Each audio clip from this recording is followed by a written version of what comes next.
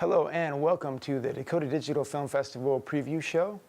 We are at Dakota Media Access and we have today with us Joseph Oxford. He is the writer and director of Me and Her, one of the most incredible films that we'll be showing here at the film festival April 25th this year at the beautiful Belle Mehus Auditorium.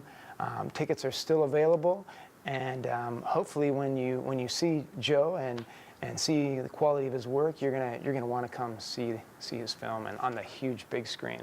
So with that, let's come to Joe. You know, visually this film is incredible. It blew me away. I watched it on a computer, and I can't imagine what it's going to be like on a big screen. You know, what was the seed for such an extraordinary film? It started off as just a very crude version of one of the puppets that are in the film. I had made it while I was waiting for something to render out on my computer, and I just really liked the character design, and so I started to think about what world that character would inhabit and what the rules of that world would be. And I've always had a real love and passion for things that are captured in camera, shot practically and live, and so that's the approach that we took with the film.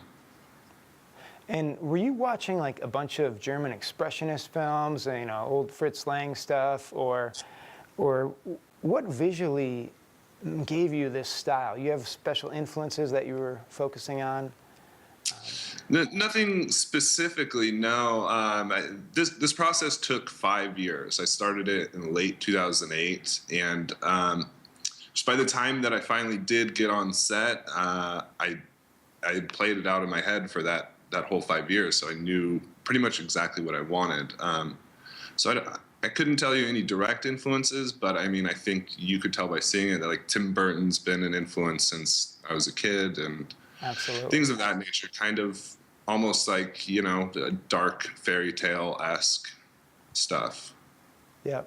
Well, and when you describe this to people who haven't seen it, do you call it like a romance, or do you call it a little bit of a tragedy, a romantic tragedy? I was trying to think of, you know, is this a love story? Yeah, I generally just say it's a love and loss story, but in a cardboard world.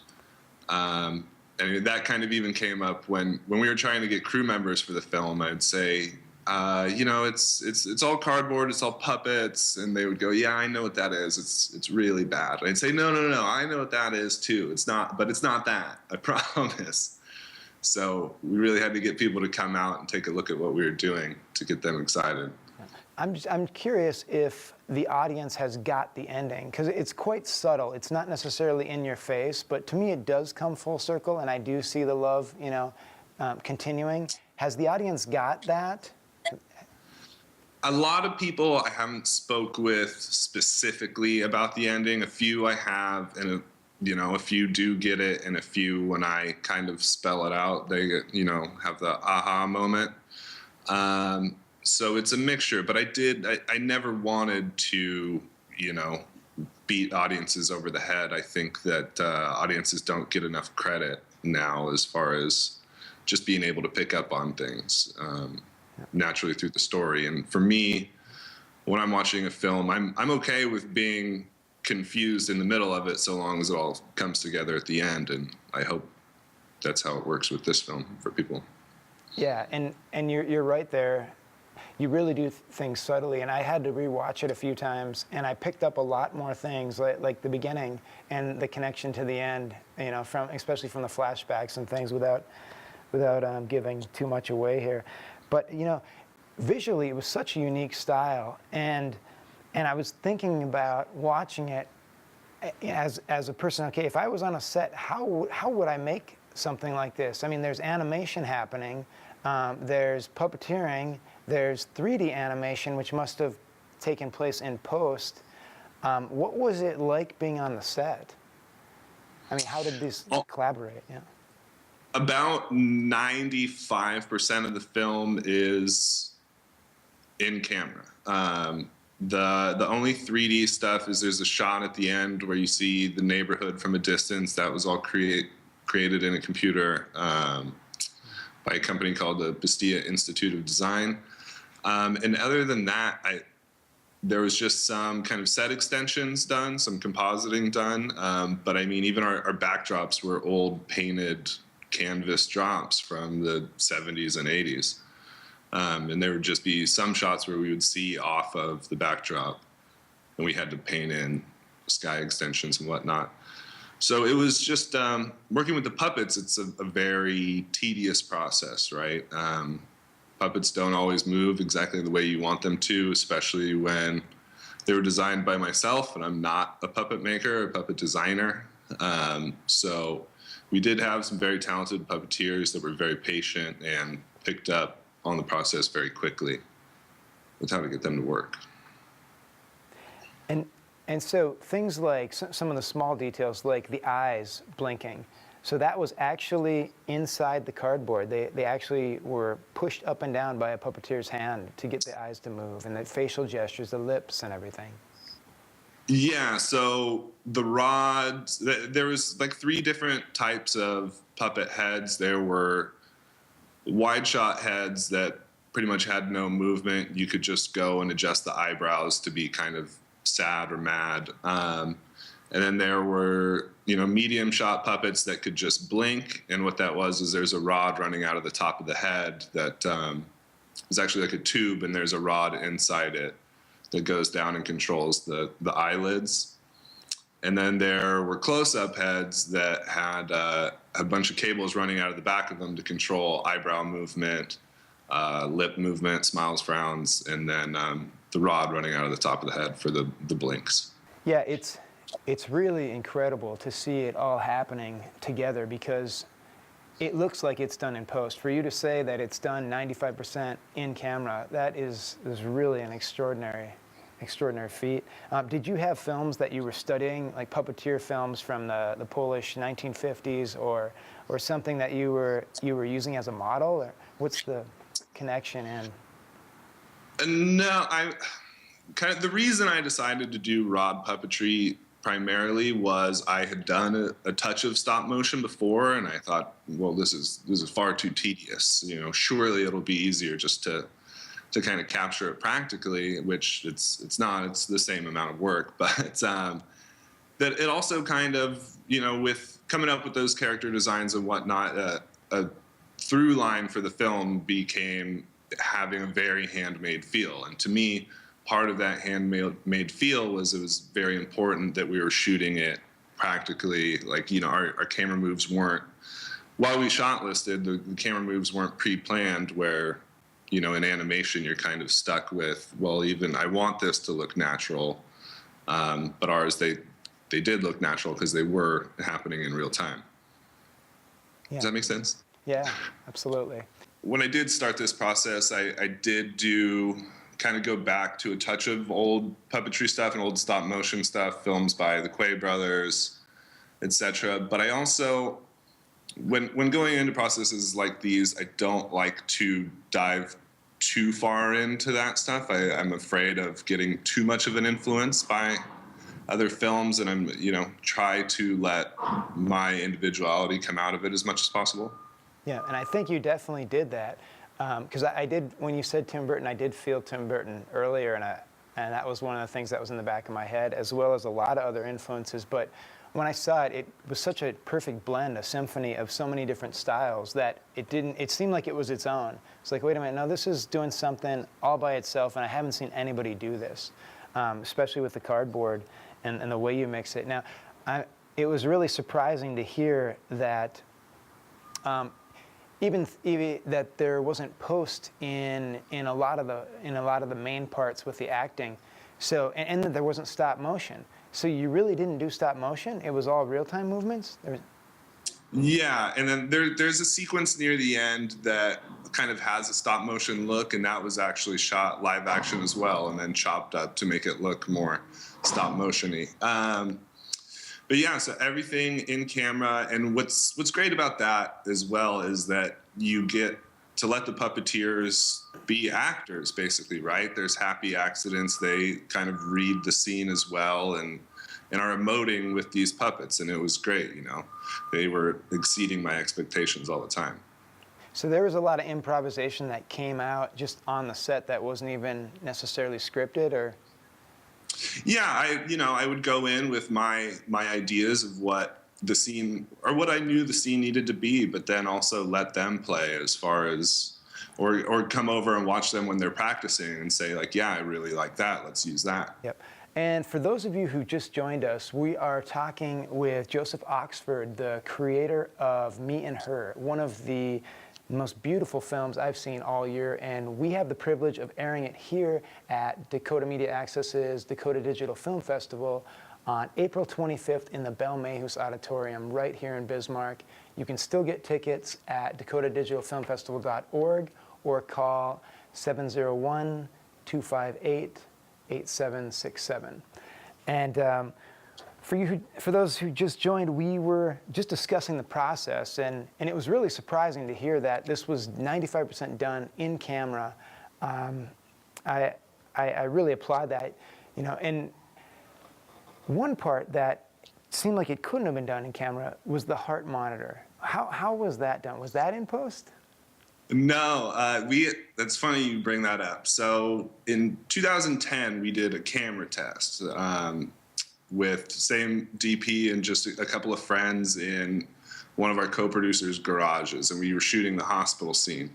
When we shot it, that heart monitor was green screen, and I composited in a little animation. And I always kind of said, if we had to go back and shoot that scene again, I'd really love to do it practically. And so I got the opportunity to do it again. And what I did was I took the original animation of the heart monitor that I had, and I put that video file on my iPhone and slipped that into the heart monitor. And then with Brad, my cinematographer's phone, controlled the play and pause and rewind of that monitor. Wow, that's great. That's brilliant. Yeah, you definitely tricked me.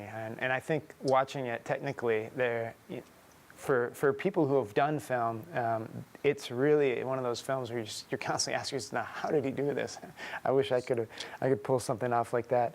But what about the rest of your crew? I was thinking about how this must have looked. How many people were in the set, with their hands involved at the same time? I mean, you had lighters, you had gaffers, you had puppeteers, you had guys running a jib or a crane at times. Were there like 20 people all together?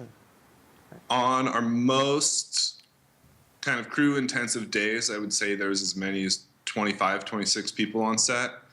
And the ones that required the most puppeteers, there would be about 6 puppeteers. So most days were anywhere between 3 to 6 puppeteers and kind of 18 to 26 overall crew members.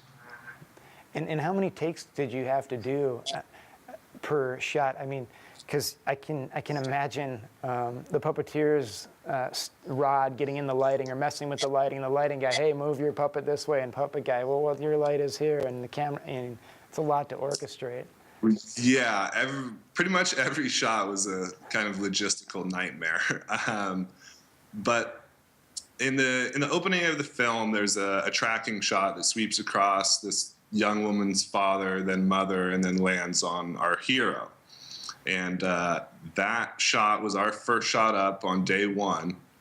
And we did 30 takes of that shot, and we used take 29. Wow. Yeah. A lot of patience and a great sense of humor, I imagine. Your crew must be really cool people to work with. Oh, man, so much tolerance and support from all of them. And, they were all coming out just donating their time. And I can't imagine trying to do it with any less people than what we had. Yep. And what about Bradley Stonecipher? What was it like collaborating with him? We've been friends since around 2008. He was the first person I came to the project with when I had just had a few kind of little set pieces built and whatnot, and kind of got him on the hook early. But he is a great collaborator. He's someone that's kind of not afraid to say no, which is a good person to have around. and just he's been working for a long time, and he knows his craft and he knows it well. So he brought a lot to the process. Yeah, yeah, you definitely see that he knew what he was doing, and that you guys have gelled and made your visions move and support each other, rather than a lot of those fights you hear between DPs and directors. No, the lighting should be this way. No, it should not. And what about the rest? Any other things you'd like to mention about the rest of your crew members in general, or your team? I think we really lucked out with everyone that we got on board across the board.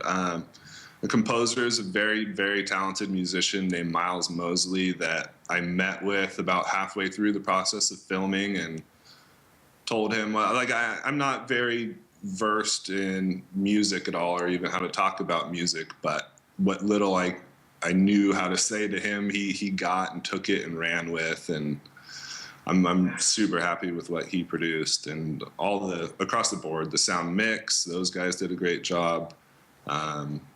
And he produced the music, scored it afterwards in post then, or he had it before? Yes, he did. He's an upright bass player, so you can hear that in there. He was playing. He actually made some little kind of guitars out of cardboard boxes and rubber bands, and sampled all the little twangs that those made. And then other than that, I just told him, I want to hear kind of pipe organ sounds and bells, and again, the through line for the whole thing, it feeling very handmade. I want this score to be kind of imperfect and have that handmade feeling. And I think he nailed it. He did a great job. Yeah. And right down to the font design and everything else about the film, it all seems to have followed that. It fits the music, it fits the image, it all just really gelled incredibly. Yeah, it was a great score. And what about your favorite scene? Do you have a special spot in the film? It's like, okay, this is my spot. I really like just kind of we have a few big wide shots of this factory that our story progresses to, and to me that's kind of my favorite stuff, because there's not necessarily the most amount of action happening in those scenes, but I like getting to see the big wide shots of our world, and hopefully kind of tricking the audience into thinking that it's this much bigger world than what it was. Yeah, and for the future, what's next? Where are you headed next?